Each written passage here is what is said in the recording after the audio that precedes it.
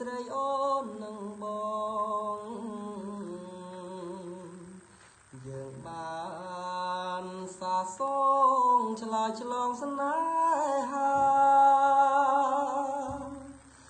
ប្រជីវជ្រឹងស្រែកយំឲ្យខ្ញុំខ្លោចសា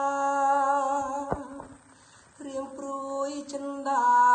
ខ្លាញ់បុផាអូនបានទៅគេចំប៉ាបូស្តុនអូនល្អអត់ខ្ចោះ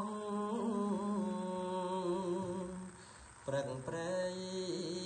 ត្រែងត្រង់ឆ្លងពន់លឺខែត្រនំស្នេហ៍កំសត់រៀមមិនភ្លេចទេ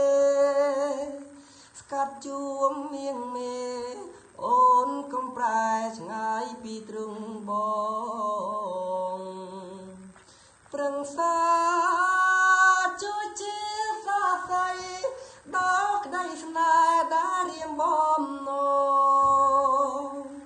ព្រះអង្គបោះស្ទន់ខ្ញុំបែបនស